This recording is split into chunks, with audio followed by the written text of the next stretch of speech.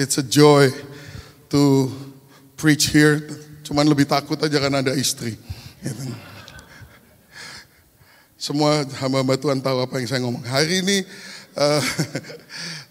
this year saya udah pergi ke Saudi Arabia 2 kali, ke Pakistan, ke Afghanistan, perbatasan sana, Afrika 4 atau 5 negara.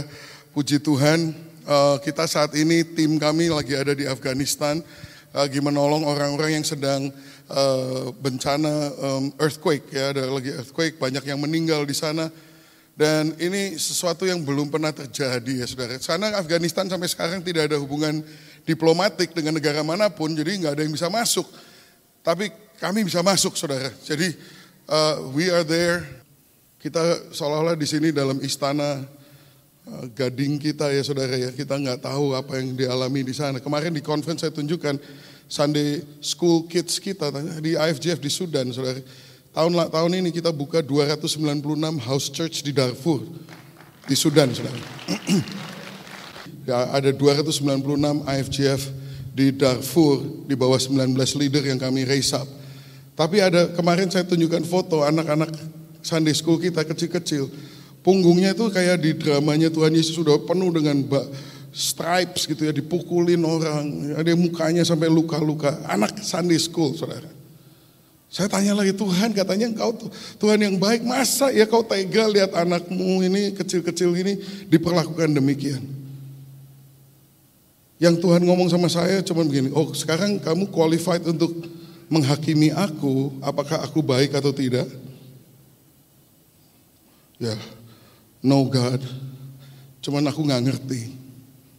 Terus Tuhan ngomong begini sama saya, just know one thing, I grieve more than you. Aku merasakan penderitaan mereka lebih daripada kamu. Saudara, kita hari ini saya bicara sedikit lain ya daripada biasanya kalau saya ngomong cuma soal mission. Tapi hari ini saya karena topik kita bulan ini adalah come and sit. Nah kalau come and sit biasanya mungkin orang nggak manggil saya lah gitu ya, karena saya kebalikannya sini kayak. Saya sampai bilang sama Pastor Erna waktu dia kasih topik come and sit, you know I'm the opposite of this gitu. Tahun 2019 saya 151 hari nggak ada di rumah, jadi not much sitting down gitu ya. Tapi saya pikir-pikir ya, kalau saya lari going all around the place and I never sit in the presence of God, knowing what He wants me to do and where He wants me to go, I will be running around like a chicken with a head cut off, you know. Kayak orang yang nggak tahu mau kemana, saudara. If you never learn to sit, you are not going to be effective. It doesn't matter how much you are willing to run. Makanya look forward for this month, saudara. Look forward for this month. Jadi saya hari ini, in other words, I'm going to be talking about that also. Bagaimana caranya mengalami, bukan hanya mendengar, tapi mengalami pekerjaan Tuhan di dalam hidupmu masing-masing. Supaya saudara itu bisa pastikan bahwa hidupmu ini, setiap langkahmu ini dibawa oleh Tuhan untuk melakukan hal-hal yang Dia ingin saudara lakukan. Karena kita semua tidak ada yang saingan. Kita tidak perlu saling membandingkan, karena masing-masing kita punya path atau punya peta sendiri-sendiri dari Tuhan. Amin. Dan kesetiaan kita lah yang diuji. Apakah saya pernah naik pesawat dari LA ke waktu itu mau mendarat di Tokyo. Sebelah saya ada seorang tinggi besar, very distinguished gentleman gitu, duduk di ekonomi, badannya kepanjangan di situ. Karena tinggi dia, 6'4" mungkin ya, tinggi. Wah ini siapa nih? Kenapa duduk di ekonomi? Kayaknya orang nggak pantas di sini. Saya tanya, siapa kamu? Oh ternyata dia 4-star general, saudara. Karena pesawatnya penuh, dia terpaksa duduk di belakang gitu. Nah, terus ternyata dia bukan hanya 4-star general, dia the commander of the Pacific Fleet, based in itu. Jadi dia kepalanya seluruh Pacific Ocean itu, daerah situ, Air Force General. Wah, saya kan belum pernah duduk sama orang begitu, jadi saya tanya gimana, tapi dia nggak tertarik untuk cerita tentang kerjaannya dia, kecuali satu, bahwa yang dia banggakan sekali dia adalah F-15 pilot, saudara. Wah, dia tuh senang sekali cerita F-15 itu, Strike Eagle itu, pesawat itu betapa hebatnya dan betapa senangnya dia kalau menerbangkan pesawat itu. Cerita demi cerita sampai sejam, saudara. Terus saya terakhir udah nggak tahu mau nanya apa lagi. Saya tanya, kamu pernah harus loncat dari pesawat nggak? Itu kan. Have you ever ejected from the plane? Terus dia bilang, yes. As a matter of fact, yes. Oh, saudara pernah nggak duduk sebelah orang yang pernah loncat dari pesawat? Kan belum pernah kan? Gue juga pikir, ini kapan lagi nih? Ini orang pernah loncat dari pesawat, ejection. Terus dia cerita ejection seatnya itu yang baru. Katanya, my ejection seat with rocket. Jadi, it goes. Yang zaman dulu emang nggak pakai roket. Enggak, dia zaman dulu pakai mesiu. Jadi you diduor gitu. And then you will always have a fracture on your back. I did not know that. Wow, they improve the ejection seat even gitu ya. Ada improvement. Yang ini enak. Dia bilang, set. Tahu-tahu I was just floating in the sky. Cerita-cerita saya tanya, lu ngapain? Were you in combat? Apa kamu lagi perang? Were you in combat? Dia bilang, oh enggak sih, lagi training. Oh, lagi training. Terus what happened in the training? Well, dia bilang, we were in Italy, around the Italian Alps katanya, and we were playing chicken. What do you mean playing chicken? Yeah, me and my buddy, he's on a F-16, I'm on a F-15. We want to see how close we can get when we fly towards each other. It puts great faith and hope for me in the American military, you know. What a great leaders we have in the American military. Playing chicken, saudara, pakai pesawat. Sekali lagi, lebih dekat lagi. Akhirnya nyerempet. Ya iyalah, pakai bemo aja begitu, apalagi pakai pesawat. Nyerempet, udah nyerempet terus, and then what? So my plane caught fire. Ya iya, did you not think about that before you did it? Itu loh. And then what? I tried to extinguish it, but after 3 seconds it doesn't work, so I ejected. Waduh, luar biasa. Udah. Terus kita udah selesai bicara, terus saya mikir, terus saya tanya, by the way, how much was the plane? Kan Chinese, you know, selalu harus tanya, berapa harganya? Dia bule nggak mikir. Dia waktu saya tanya harganya berapa, dia like, hah? What? Kayaknya like dia baru hari itu mikir. Itu pesawat harganya berapa? Dia bilang, ya kurang lebih tanpa senjata ya 50-60 juta lah katanya. Karena senjatanya berapa? Well, I was carrying 8 missiles. Yeah, 4 of them are the cheap one, about 150,000 each. The other one yang mahal, yeah, almost $1 million each. Ini jelas pemimpinnya bukan Chinese. Lu ngitung kagak sebelum playing chicken? Gila bener ya. Terus saya diam, terus saya duduk, dia mikir. Ini waktu dia melakukan hal itu, pangkatnya kapten. Saya tahu, saya Google kapten gajinya 50.000. Berarti itu pesawat harganya gaji dia 1.000 tahun.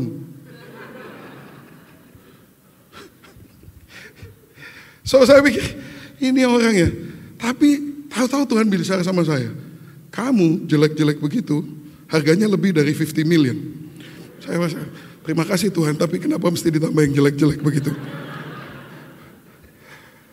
Coba kamu kasih 50 juta dolar sama saintis paling hebat, bikin mata satu aja yang bisa lihat, bisa nggak? Nggak usah mata, kuku yang bisa bertumbuh, itu aja nggak bisa. Saya tiba-tiba sadar, gila, gue mahal banget. Mahal loh kita ini. Dan untuk sementara kita ini dikasih control and decision making.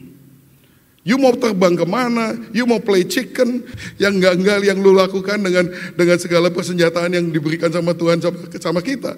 You bisa. Tapi ada satu hal yang tidak bisa dihindari, yaitu there is a gauge. Di situ, it's called fuel gauge. Itu ada, semua itu going from F to E gitu ya. Lama-lama kalau udah deket E, itu bukan error, itu empty. You harus kembali, you have to go back to base. You have to go back to base and then you will have to talk to your commander. How did you do? Did you follow the flight plan? You tadi disuruh kemana? Did you do it or not? Begitu saudara. Tuhan tiba-tiba ngomong gitu sama saya bilang, aduh Tuhan, I know, ini mungkin lebih dari 50 juta harganya. Dan tiap hari I get to make a decision what to do with this.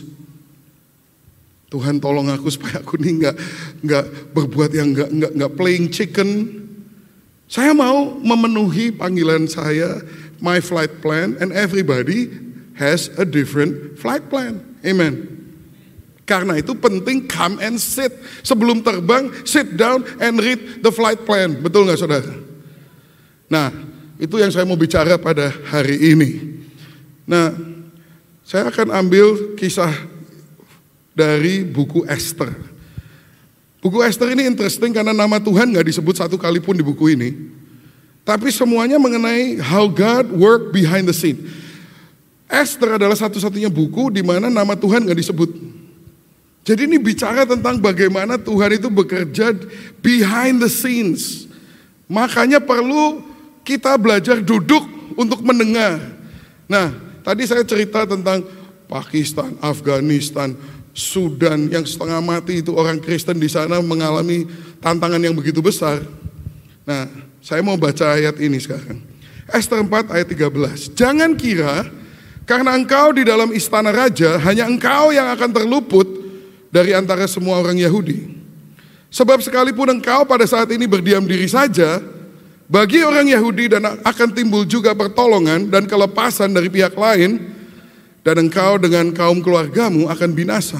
Siapa tahu mungkin justru untuk saat yang seperti ini engkau beroleh kedudukan sebagai ratu. Ini kisahnya nih saudara, raja mentitahkan semua orang Yahudi di negara itu dibunuh. Mordekai, pamannya Esther yang masukin Esther ke tempat raja, itu udah dia melolong-lolong di jalan. Nah dia tuh ngomong sama Esther, ini loh, Esther ini gak ngerti kenapa kamu kok bajumu disobek-sobek dan sebagainya. Kenapa kamu berbuat begitu? Malah mau dikirimin baju baru gitu sama si Esther. Kamu ini keliru sama sekali, you don't know what's going on. This is what's going on. Nah, tapi kan Esther bilang, orang gak bisa. So, Mordekai bilang sama Esther, kamu harus minta tolong sama raja supaya ini dihentikan. How can I do that? Gak ada orang boleh datang kepada raja kalau gak dipanggil. Dan saya udah sebulan nih gak dipanggil. I'm not in the position of favor anymore. Terus dia ngomong gini, jangan pikir kalau kamu tuh ada di istana raja, kamu tuh aman. Sekarang aman kelihatannya, gak ada yang orang tahu bahwa kamu juga orang Yahudi. Kelihatannya aman kamu berada di dalam istana raja. Pertolongan untuk bangsa Yahudi akan ada dari tempat lain, tapi kamu sendiri akan binasa. Terus dia bilang gini, who knows, it is for such a time as this that you are in your position. Nah itu kata-kata yang sangat powerful. Siapa tahu for such a time as this. Nah saudara semua mempunyai for such a time as this. Saudara semua mempunyai posisi di dalam kehidupanmu saat ini. How much money you have in the bank, how much health you have in your body, how much education you have in your brain, what is your situation with your family, what kind of influence you have amongst your peers. Itu semua adalah posisimu. Kalau Esther sebagai ratu, buat saudara mungkin sebagai bos, mungkin sebagai pegawai, mungkin sebagai supervisor, mungkin sebagai coworker, mungkin sebagai fellow student, mungkin sebagai suami, mungkin sebagai suatu istri. Semua itu saudara tahu Tuhan mengatakan begini, the path, the steps of the righteous are ordered by the Lord. Langkah orang benar ditetapkan oleh Tuhan. Semua percaya nggak ini? Do you believe it? Dia yang tidak mengenal dosa dijadikan dosa supaya kita dijadikan kebenaran Allah. Come on everybody, shout it out. Saya dijadikan kebenaran Allah. Not because of us, it's because of Him. Haleluya, berikan tepuk tangan Tuhan pada Tuhan. I mean, itu yang terjadi di kayu salib. Dia yang tidak mengenal dosa dijadikan dosa supaya kita yang berdosa ini semuanya dijadikan kebenaran Allah. We become the righteousness of God. And as the righteousness of God, you know what happened? Setiap langkahmu ditentukan oleh Tuhan. The steps of the righteous are ordered by the Lord. That's why posisimu, keberadaanmu, di mana engkau berada, semuanya itu ada campur tangan daripada Tuhan. Tidak ada yang kebetulan. Semua katakan amin. Now you start thinking about all those things. Now let's take some responsibility. Jangan pikir kalau kamu saat ini merasa cukup aman karena anak-anakmu kalau masuk Sunday school tidak ada resiko dipukulin orang. There's the 7 realities of experiencing God. Nah, ada sebuah buku yang ditulis oleh seorang yang bernama Henry Blackaby, a classic ya. Dia ngomong begini nih caranya experiencing God. Bagaimana caranya experiencing God? Ada 7 hal. Yang pertama dia katakan, you have to realize that God is always at work around you. Tuhan itu sudah sedang bekerja di tengah-tengah saudara. Dia udah mulai, jadi your coworker itu, Tuhan udah lagi bekerja di dalam dia. Lagi disiapin untuk menerima Injil. That's why you're there. Tuhan udah lagi bekerja. Right? Kedua, you have to realize that God pursues a love relationship with you. Kenapa kita dipanggil ikut serta di dalam pekerjaan Tuhan? Bukan karena dia butuh. Bukan karena dia butuh, tapi karena dia mengasihi saudara. Dia mau bergaul erat dengan saudara. Dia mau memperdalam hubungannya dengan saudara. Dia mau saudara berbagi dengan dia sukacitanya. He wants to share his biggest passion and his biggest glory with you. That's why he invites you into his work. Saudara, menurut saya ini, saya udah beberapa kali sih usul sama Tuhan. Karena menurut saya, pada hemat saya, itu keputusan yang tidak begitu bijaksana. Misalnya nyuruh manusia menginjil. Jadikan semua bangsa muridku, pergilah beritakan Injil kepada semua makhluk. Menurut saya udah usul sama Tuhan Yesus. Ada cara-cara yang jauh lebih mudah dan praktis untuk menginjili dunia ini. Daripada mengandalkan orang-orang Kristen yang gak konsisten, yang selfish, yang hari ini ya besok enggak. Udahlah. Suruh malaikat aja kalau cuma mau nginjil tuh. Yesus Tuhan gampang. Malaikat suruh nulis di langit. Mulai besok jam 6 pagi, oksigen hanya gratis bagi mereka yang menyembah nama di atas segala nama, Yesus Kristus. Aduh. No sweat, just 1 malaikat cukup. Semua orang baca, oh masa sih, masa. Ntar jam 6, Yesus. Oh, selesai. Penginjilan dalam 1 hari, saya udah usul. Tapi usulan saya tidak diterima. Dia lebih baik cari yang susah-susah, nyuruh kamu itu loh. Setengah mati nyuruh kamu. Suruh nginjilin bapak lu sendiri aja enggak. Apalagi tetangga. Mesti didoain sama pendetanya dari gemuk sampai kurus sampai gemuk lagi. My point is God is pursuing a love relationship with you. Kenapa dia ngajakin kita menginjil? Karena enggak ada, saya kasih kesaksian ya. Nggak ada sukacita yang lebih besar daripada memberitakan Injil dan orang itu terima dan dia diselamatkan. Wah, you tahu nggak? Orang suka tanya sama saya, Pastor kok udah umur 60 lebih, kok masih on fire? Iya nggak tahu ya. Tapi yang bikin saya on fire itu saudara. Ini nanti malam jam 2 pagi saya berangkat ke Atambua. Saudara. Kemarin saya sempat refleksi sih ya, bukan refleksi pijat, merenungkan. Karena waktu saya makan bersama-sama apostolic team, saya lihat yang lain-lain ini kok hidupnya tenang gitu ya. hanya saya ini ya cari perkara terus ya. Saya ini lagi bikin boat, saudara. Karena saya berpikir banyak, Indonesia kan negara kepulauan. Kenapa AFJF Sinode nggak punya armada gitu? Armada kapal. Dan saya pikir di NTT ada 600 pulau. Di Maluku ada 1.200 pulau. Kepulauan Riau ada 1.796 pulau. Lu nggak tahu kan? Gua di Amerika tahu. Oke. Saya mikirin ini ribuan pulau ini siapa yang pergi ke sana? Pulaunya kecil-kecil, orangnya mungkin cuma 500, 1.000. Nggak ada event dermaga. Saya itu mau gimana caranya? Gua bikin kapal. I built a landing craft gaya World War II itu yang Normandy D-Day itu, saudara. Jadi bisa buka depannya gitu, bisa mendarat di beach. Dan low draft supaya kalau beachnya landai pun saya bisa landing di situ. Saya udah buat ini, saya udah ngimpin setahun gambar, mendesain. Akhirnya jadi, saudara. 6 hari yang lalu. 6 hari yang lalu.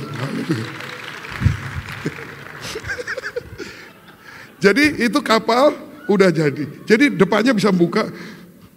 Saya udah siapin untuk bisa saya bikin satu truk juga, saudara. Saya modifikasi, ganti bannya 33 inch, lift it up, segala macam modif, pakai snorkel, the whole thing. Belakangnya bisa buka jadi stage. Terus dikedek, naik itu speakernya. Saya siap KKR pergi ke pulau-pulau, saudara. Gue udah senengnya nggak 6 hari yang lalu jadi. Waktu jadi sebelum, ini beberapa jam sebelum serah terima, mereka kasih trial. Mereka kasih trial ini di Jakarta Marunda. Pas mereka mengadakan itu, ada orang yang, ya oke, saya nggak usah sebutkan emosi saya dan perasaan saya terhadap orang ini. Tapi dia naruh 400 liter bahan bakar, nggak diikat di dalam kabin, di mana ada baterai aki. Waktu belok dalam kecepatan 35 knot, saudara, tumpah, meledak. 6 hari yang lalu impian saya meledak. Saya pusing mikirin itu. Terus saya lihat yang lain-lain ini, pastor-pastor, kok hidupnya tenangnya. Tapi itu yang membuat saya bergairah, saya masih semangat untuk membawa Injil, untuk memberitakan Injil, meskipun banyak halangan. Saya bilang, saya yakin, kan langsung saya come and sit. Itu waktu saya dengar itu saya baru landing di Bali, mau vacation 2 hari. Pas landing dapat berita ini, jadi come and sit. Saya di Bali nggak kemana-mana, duduk di dalam kamar. Horapasanda, apa yang kau katakan kepadaku Tuhan? Apakah aku salah bikin kapal ini? Sambil nanya salah atau enggak, saya cari kapal lain gitu kan. Karena saya nggak terima harus jalan terus. Tahu nggak saudara? Nggak ketemu kapal lain yang bisa melakukan apa yang kapal saya bisa lakukan. Jadi dari situ saya yakin ini benar. Jadi nanti malam saya tetap berangkat, saudara. Sudah ketemu ferry yang besar, yang dibelokkan, yang penumpangnya belum tahu. Nanti saya kasih makan ketika saya belokkan. Tapi sudah nanti kapan-kapan ceritanya, saudara. Tapi nanti malam saya berangkat. Tapi saya yakin ini adalah kehendak Tuhan saya bikin this boat. Dan saya bilang sama Tuhan dan sama iblis sekaligus, menurut firman Tuhan, kalau sesuatu dicuri, itu harus dikembalikan 7 kali lipat. Jadi tahun depan harus jadi 7 kapal. Haleluya. Ini semua bukan karena ambisi mau ngapain, bukan. Karena Tuhan membuka jalan, karena apa? He wants to share his adventures with me. Because he loves me. Karena sukacita yang terdalam itu ketika saya melihat apa yang Tuhan inginkan kita lakukan terjadi, jiwa-jiwa diselamatkan. Oh, itu murid-murid terjadi, firman Tuhan diberitakan. Waduh saudara, itu sukacitanya luar biasa. Nggak ada di dunia ini yang sebanding dengan itu. Dia kepingin sharing sama kita, makanya dia ajak kita di dalam adventure ini. God pursues a love relationship with you. And then, number 3, God invites you to be involved in His work. Itu pekerjaannya dia. Kita cuma diundang. Nah masalahnya kita nih ngeh nggak kalau menerima undangan? Sadar nggak ada undangan? Nah itu, ketika dia menunjukkan undangan itu, mudah-mudahan kita bisa ngerti, oh itu aku diundang sama Tuhan. Mungkin undangan itu berupa tetangga kamu tiba-tiba bilang, aduh, iya dokter kemarin bilang saya divonis gini. Oh, ada undangan untuk mendoakan orang sakit. Haleluya. Nggak terlalu kompleks saudara. Mungkin teman saudara tiba-tiba bisa curhat sedikit. Membuka dirinya tentang sesuatu yang dia sedang alami. Tiba-tiba kamu bisa ngomong, kamu mau nggak saya doakan? Di Kisah Rasul itu dikatakan Tuhan itu menambahkan jumlah orang itu setiap hari. Apakah berarti mereka kebaktian tiap hari? Enggak. Saya pikir kalau tiap hari Tuhan menambahkan jumlah mereka. Nah, kalau kita di gereja ini kan paling bisa juga setiap minggu kita ditambah jemaatnya. Karena kebaktian seminggu sekali. Nah, kalau tiap hari ditambah jumlahnya berarti apa? Berarti semua jemaat itu one on one menyadari ada undangan demi undangan dari orang-orang yang membutuhkan jamahan Tuhan di sekitar mereka. Amin saudara. God invites you to be involved in this work. God, and then number 4, God speaks by the Holy Spirit through the Bible, prayer, circumstances, and the church to reveal this. Tuhan bicara melalui Roh Kudus, melalui firman Tuhan, melalui Alkitab yang saudara baca tiap hari, melalui doa, melalui circumstance. Karena your path, the steps of the righteous is ordered by the Lord. Nah, kelima, God's invitation always involves a crisis of faith for you. Kalau Tuhan ngajakin saudara, begitu saudara menerima invitation, begitu saudara mulai melangkah, pasti akan terjadi sebuah krisis iman. Kalau saudara mau mendoakan orang, tiba-tiba mungkin saudara, aduh, kalau nggak sembuh gimana? Ya nggak gimana-gimana, bukan kamu yang berkuasa. Kalau sembuh juga bukan kamu, kalau nggak sembuh berarti bukan kamu juga. Bukan urusan kamu. Tapi ada crisis of faith. You have to step out of your comfort zone. Itu yang terjadi. Crisis of faith. Saya mengalami ini saudara. Kemarin ini waktu melihat apa yang terjadi di Afghanistan. Masih perlu nggak saya ke sana? Crisis of faith. Tapi dari situ Tuhan memimpin. You must make major adjustments to your life to join God's work. Harus ada suatu adjustment. Saya kembali kepada Tuhan. Kembali. Buat saya adjustmentnya adalah, iya, saya nggak boleh menilai Tuhan itu baik atau tidak berdasarkan saya. Saya bukan orang yang tepat untuk menilai Tuhan itu baik atau enggak. Seringkali kita tanya, is God good? Loh, sebentar, jangan nanya gitu. Tuhan itu baik, nggak perlu pendapat kalian. Kalian approve atau enggak, Tuhan itu baik. Maksudnya apa? Has God been good to you this week? Maksudnya apa? Ya waktu gua kerja, gua lancar, dapat increase. Is that the definition of God is good? Ini major adjustment. Major adjustment. Dan di situ kalau saudara melakukan major adjustment itu, saudara akhirnya you come to know God by your experience as you obey and God works through you. Ini God's work. Next. Relationship, because God loves you. Invitation. Number 3, God speaks. Number 5, crisis of belief. Number 6, adjustment. And then number 7, you obey and experience. Begini caranya saudara mengalami hidup bersama dengan Tuhan, berjalan bersama Tuhan, dan mengalami Dia dalam hidupmu sehari-hari sehingga saudara makin meningkat di dalam kedewasaan and from glory to glory. Amen. Nah, kita lihat sekarang di dalam kehidupan Esther, kita belajar beberapa hal. Number 1, prinsip pertama, you cannot have courage until you confront reality.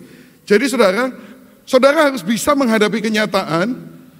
Kalau enggak, saudara enggak bisa mempunyai keberanian. Anda tidak bisa mempunyai keberanian sampai kita menghadapi kenyataan. You cannot have courage until you confront reality. Esther 4 ayat 1, setelah Mordekai mengetahui segala yang terjadi itu, ia mengoyakkan pakaiannya, lalu memakai kain kabung dan abu, kemudian keluar berjalan di tengah-tengah kota sambil melolong-lolong dengan nyaring dan pedih. Artinya apa? Dia tidak in denial. Dia juga tidak menganggap remeh. Dia itu in touch with reality. Saudara, kalau saudara mengalami musibah, ya saya kapal saya terbakar, ya saya melolong-lolong juga saudara. istri saya yang harus dengerin. Wah, untungnya belum serah terima. Jadi artinya ya belum tanggung jawab saya nggak usah bayar. Haleluya. Kalau udah ada yang kepingin mau nyumbang, kasihan itu nggak usah saudara, karena belum serah terima. Jadi tidak ada kerugian finansial gitu. Haleluya. Jarang kan pendeta ngomong begini, gitu ya. Enggak saudara, nggak apa-apa. Tapi saudara, Mordekai melolong-lolong. Saya juga hari ini mau melolong-lolong, saudara. Saya mau kasih tahu bahwa kita ini harus menjadi gereja yang misional. Karena apa? Karena 72.000 orang setiap hari mati tanpa, bukan hanya nggak pernah dengar Injil sepanjang hidupnya, mereka hidup di negara, di tempat-tempat di mana nggak ada gereja di sekitar mereka, nggak ada yang bisa kasih tahu. Yuk kebayang nggak? Tuhan Yesus di gerbang surga, mereka lewat pergi ke tempat lain. Tuhan Yesus nangis, 72.000 sehari. Hati Yesus pecah melihat setiap orang-orang itu. Dia katakan, aku udah mati buat kamu. Dan mereka menatap Yesus. Gak ada yang kasih tahu Tuhan, gak ada yang kasih kesempatan. Saudara tahu di Indonesia ini masih banyak saudara, penyebaran gereja di Indonesia sangat tidak merata. Kabupaten Toraja, menurut misiologi, satu daerah itu terjangkau kalau ada satu gereja untuk setiap kelompok 1.000 orang. Di Toraja itu ada 300.000 orang, butuh 300 gereja, betul? Tercatat 1.086 gereja. Puji Tuhan, di Toraja ada 2 kali lebih banyak gereja per kapita daripada Amerika. Masalahnya bukan itu, masalahnya sebelahnya. Ada kabupaten namanya Sidendreng Rapang, Sidrap. 250.000 orang, butuh 250 gereja, tapi 0. Sebelahnya lagi ada kabupaten nempel juga sama Toraja, namanya Enrekang. 275.000 orang, butuh 275 gereja. 0 juga. Saudara, banyak lagi tempat. Kita mau misi kemana? Soe, gitu kan. Mighty Wind. Berapa? 234.000 orang di Soe. Butuh 234 gereja. Ada berapa gereja di sana? 2.000. Nah banyak kita kalau misi ke Toraja. Kita tinggal di rumah penduduk, mandi di pancuran. Itu bukan misi, itu camping. Kalau mau misi beneran, coba strategis didatakan. Di mana yang dibutuhkan. Memang gak gampang. Tapi ya kita harus berhenti church planting kayak buka toko. Di mana yang laku gitu. Kita harus punya strategi dan apa? Harus punya semangat untuk menderita. Karena pergi ke tempat yang begitu pasti menderita. Saya mau katakan pada saudara, kekristenan tanpa penderitaan itu bukan kekristenan yang sejati. Karena Yesus sudah bilang, in this world you will have trouble. Loh, kalau segala pengalamanmu ke gereja dan pengalaman kekristenanmu adalah running from trouble with Jesus help, are you sure you are a Christian? Dia mengatakan, kalau kamu tidak menyangkal dirimu, memikul salibku dan mengikut aku, kamu tidak layak disebut sebagai muridku. Nah, kalau saudara menepuk pundak saudara, you pat yourself on the back and say, you're a good Christian. Kenapa? Karena aku orang Kristen yang setia, karena tiap hari Minggu aku datang ke gereja. Are you sure you are a Christian? Kalau tidak ada penyangkalan diri, tidak ada pengorbanan di dalam kehidupanmu sehari-hari. I have news for you. This is real Christianity. Kenapa sampai ada pandemi gereja ditutupin? Saya nanya, Tuhan, kenapa sih sampai seluruh dunia gereja hari Minggu ditutup? Don't you like our Sunday service? We have a nice Super Sunday. Tuhan jawab, I don't like your service. Makanya gue tutup semua. Maksudmu kenapa? What's wrong? Karena your service itu memberikan kesan yang keliru, ekspektasi yang keliru kepada umatku. Mereka datang, newcomer, wah hebat sekali, disambut dengan senyum dari lapangan parkir, semuanya ditunjukin berapa senyuman. Oh, great customer service. Dikasih tempat yang nyaman, AC nyaman, tata lampu, tata ruang, tata semuanya bagus. All created for you, for your enjoyment. Untuk kenikmatan, kenyamanan saudara semuanya. Habis itu mungkin orang baru itu, wah enak juga nih ke gereja. Musiknya enak, yang ini penampilannya juga bagus, di make up semuanya, nggak ada yang sepet dilihat. Gitu ya. Semuanya bagus, yang ngomong juga uplifting message, selalu membakar ini. Kemudian, what do they want from me kira-kira ya? Sekarang duit juga nggak disodor-sodorin apa-apa gitu ya kayaknya. Cuma dibilang ini, do you like the service? Do you enjoy our service? Ya, minggu depan datang lagi. Oh, that's all they want. Ternyata cuma itu aja syaratnya jadi orang Kristen. Datang, menikmati, dan datang lagi. Tuhan bilang pergi, jadikan semua bangsa muridku. Kalau kita mah ngomongnya datang dan duduklah manis. Kalau bikin KKR mana ada? Kalau bikin KKR kan isinya hadirilah, datanglah. Nah, jadi ya mesti ya sekali-sekali saya kesinilah, saya kasih tahu, pergi, jadikan bangsa-bangsa muridmu. Tahun ini, puji Tuhan, saya diberi kehormatan sama Tuhan. 10 negara baru kita baru tahun ini buka, saudara AFGF. Luar biasa. Kita mesti pergi ke bangsa-bangsa. Bukan pekerjaan manusia, itu pekerjaan Tuhan. Haleluya. Nah, kembali kepada kitab Esther ini. Kita skip aja langsung ke poin yang kedua. You cannot persevere without perception. Yang pertama, you cannot have courage until you confront reality. Confront realitimu. Saya ngomong soal mission ini because I'm confronting you with the reality of the kingdom of God. Banyak orang Indonesia tidak punya akses kepada gereja. Saya ini melolong-lolong di hadapan saudara. Mari kita peduli. Yang kedua, you cannot persevere without perception. Esther nggak ngerti kenapa pamannya itu melolong-lolong. Makanya dia kirim pakaian yang baru karena pakaiannya sobek. Dia nggak mempunyai persepsi yang benar. Persepsinya nggak accurate. Makanya Mordekai menjelaskan. Kamu tahu nggak kejadiannya tuh gimana? Di Esther 4 ayat 13. Baru dia ngomong, ini loh, kita ini semuanya udah dihukum mati. Terus Esther bilang, persepsinya dia begini, ini bahaya, orang nggak bisa dong suruh ketemu raja begitu aja. Saya udah sebulan nggak dipanggil, gimana saya bisa bantu? Itu persepsinya hanya kecil saja. Mungkin saudara hari ini berpikir, apa yang saya bisa lakukan dan sebagainya. Nah saudara, have the bigger picture. Makanya Mordekai ngomong ini, jangan pikir kalau kamu ini sekarang merasa aman, kamu tuh sebenarnya aman. Pertolongan akan datang dari tempat lain, kamu sendiri bisa binasa. Di situ Esther mendapatkan persepsi yang akurat. Aku ternyata satu-satunya orang yang ada di dalam istana ini yang have a chance untuk membuat syafaat di hadapan raja demi bangsaku. I never tried to be a hero, but here I am. Lah udah, aku ada di tempat ini tidak kebetulan. Makanya terus dia ngomong, udah semua puasa deh 3 hari 3 malam. Aku akan maju menghadap raja.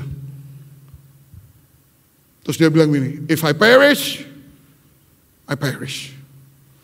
Nah, tindakan ini major adjustment. Tadi ingat gak? Crisis of faith, habis itu major adjustment. Crisis of faith-nya apa? Dia cuma, I cannot. Tapi kemudian dia melihat, aku ditempatkan di tempat ini untuk for such a time as this. Nah hari ini saya mau tanya sama saudara, what is it in your life that you are there for such a time as this? Mungkin your coworker needs Jesus this week. Mungkin keluargamu membutuhkan sesuatu dari kamu. Doamu minggu ini, bahkan mungkin hari ini juga, for such a time as this. Saudara, siapa tahu mungkin justru untuk saat yang seperti ini engkau beroleh kedudukan sebagai ratu. My last point, in the face of uncertainty, God calls us to surrender. Di tengah ketidakpastian, Tuhan memanggil kita untuk berserah. Hari ini saya tutup dengan kata ini, belajar berserah. Kalau saudara sudah melihat invitation dari Tuhan, saudara mulai mengalami crisis of faith, saudara ready to make adjustment, the last step adalah berserah. Kalau aku mesti mati, ya matilah. If I perish, I perish. Maka Esther mengatakan demikian, kalau terpaksa aku mati, biarlah aku mati. Dari situ saudara tahu kisahnya, bahwa bangsa Yahudi diselamatkan dari annihilation, dari dibunuh semuanya. Saya barusan ini 2 bulan yang lalu yang ngalamin mirip begini waktu saya di Pakistan, saudara. Ini gambar ini saya kalau di Pakistan, karena saya bukan di tempat-tempat biasa, di tempat-tempat daerah-daerah yang sangat rawan, saya selalu ada bodyguard, saudara. Ini bodyguard saya nih. Ya, kelihatannya kurus, kelihatannya saya yang bodyguardnya, tapi dia bawa senjata, saudara. Dan ini ada 5 orang selalu, the next slide, ada 5 orang yang di dalam kendaraan kemanapun saya pergi, 2 ngadep ke depan, 2 ngadep ke belakang, 1 berdiri scanning the place gitu ya.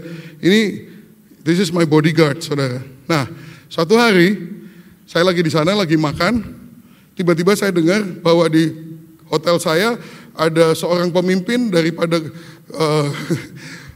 grup, dan ini pemimpinnya ada di situ. Jadi saya merasa mendapat undangan dari Tuhan. Jadi saya kembali ke hotel itu cepat-cepat. Terus saya ajak dia minum teh, saudara. Kemudian dia ngomong begini, kamu siapa? Kamu ngapain? Saya bilang, saya pastor, saya pemimpin orang Kristen. Kamu ngapain di tempat ini? Kamu tahu nggak di seluruh kota ini nggak ada orang asing kecuali kamu? Iya.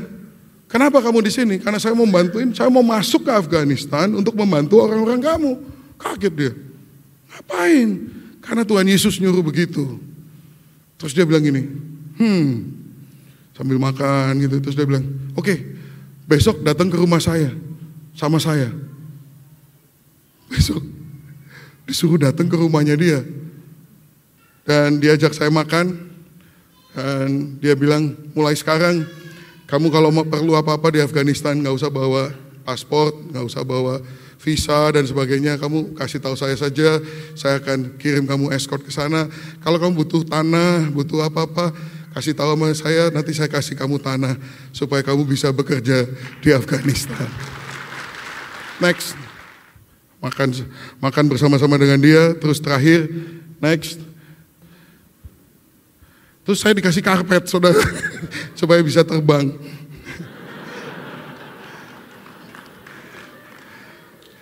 Jadi prosesnya begitu.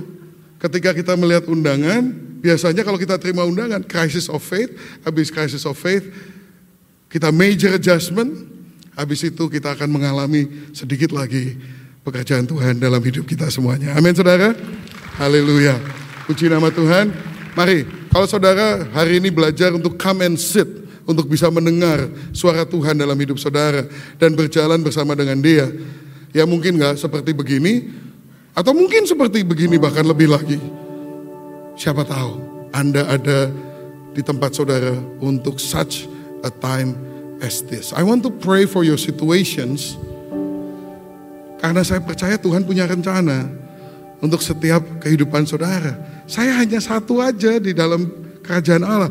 Can you imagine kalau seluruh Anda yang online di Karawaci, di mana, di Cilincing dan sebagainya, kalau Anda semuanya mendengarkan suara Tuhan dan ngikutin apa yang Dia mau, can you imagine? Bisakah saudara bayangkan betapa cepatnya kerajaan Allah akan melebar dan membawa kemuliaan Allah kepada begitu banyak orang? Amin, saudara. Anda diberkati itu bukan buat utak-utak di situ aja. Anda diberkati untuk menjadi berkat. Seluruh kaum di muka bumi ini akan diberkati melalui saudara. Mari kita realisasikan dalam hidup kita, mulai dari hidup kita masing-masing. Learn to come and sit. But after you sit, be ready to follow and obey. Amin. Bapa yang Maha Kasih, aku berdoa untuk setiap anak-anak-Mu yang mendengarkan firman ini ya Tuhan. Kiranya Engkau bekerja dalam hati kami ya Tuhan, supaya kami makin menyadari bahwa Engkau sudah sedang bekerja di dalam kehidupan kami. Renungkan saudara saat ini, situasimu, apa sih yang sedang terjadi di dalam kehidupanmu? Apa sih yang sedang terjadi di dalam tempat pekerjaanmu? Siapa sih yang kelihatannya Tuhan tunjukkan kepada saudara untuk saudara doakan dia, jangkau dia, berikan firman kepada dia. Coba saudara saat ini renungkan, siapa tahu justru untuk saat-saat seperti ini kamu ada di situ. For such a time as this, you have this position of influence in somebody's life. This influence di tempat yang hanya engkau yang ada di situ. Hanya engkau yang ada di situ. Tuhan sudah bekerja. And He is pursuing a love relationship with you. Dia gak butuh saudara, tapi dia ingin share His joy and His glory with you. Did you notice an invitation? Did you notice an invitation? Mungkin saat ini saudara bergumul dalam iman saudara. Should I not? Can I not? Bisa atau enggak? Nanti kalau ditolak gimana? Iman saudara membutuhkan suatu adjustment. Getting out of your comfort zone. Oke Tuhan, aku berserah. If I perish, I perish. For many of us nggak sampai di situ, belum sampai di situ. Untuk kalau aku harus mati, ya udah biarin aku mati. Belum sampai di situ. Tapi saudara, tetap ada risiko yang harus diambil. Ayo ambil, ayo berserah supaya saudara melangkah satu langkah lagi mengalami Tuhan bekerja dalam hidupmu. Yang mau mengalami hal ini, yang mau keluar dari comfort zone, keluar dari zona nyaman saudara, angkat tangan saat ini. Saya mau berdoa buat saudara. Ini aku Tuhan, utus aku mau Kau pakai aku. Angkat tanganmu. Dalam nama Tuhan Yesus, Bapa, aku bawa anak-anakmu yang mengangkat tangan dengan tulus saat ini ya Tuhan. Mereka ingin mengalami Engkau dengan lebih nyata dalam hidup mereka. Gak cuma dengar khotbah demi khotbah, datang hari Minggu demi hari Minggu, tapi biarlah mereka mengalami Engkau pribadi dalam hidup mereka ya Tuhan. Bahwa Engkau memakai mereka. Mari Tuhan, untuk setiap orang yang angkat tangan, urapi dengan kuat kuasa Roh Kudus yang luar biasa. Sehingga mereka akan mengalami the glory of God. Taking them from glory to glory. Itu bukan cuma jadi cerita, tapi menjadi pengalaman dalam hidup mereka. Taken from glory to glory to glory. Bawa mereka meningkat di dalam perjalanan iman mereka dengan Engkau ya Tuhan. Pakai mereka lebih dan lebih dan lebih Tuhan. Supaya mereka mengalami apa artinya alive in clarity. Ngalamin yang namanya pertumbuhan dan multiplikasi, reproduction dalam kehidupan mereka. Aku patahkan segala roh mandul. Aku patahkan segala roh tidak bertumbuh, roh mati. Aku patahkan dalam nama Yesus. Aku minta Engkau lepaskan ya Tuhan, the spirit of alive. Karena roh yang membangkitkan Yesus Kristus ada di dalam kami. Biarlah mereka berjalan di dalam kuasa kebangkitan Tuhan Yesus. Dan mereka melangkah dari kemenangan demi kemenangan. Di dalam nama Yesus. Kerelaanmu, katakan, here I am Lord, send me. Katakan sama-sama, here I am Lord, send me. Ini aku Tuhan, pakai aku. Di dalam nama Tuhan Yesus kami berdoa. Urapi, berkati dengan luar biasa. Yang percaya katakan, amin. Tuhan memberkati saudara sekalian. Haleluya.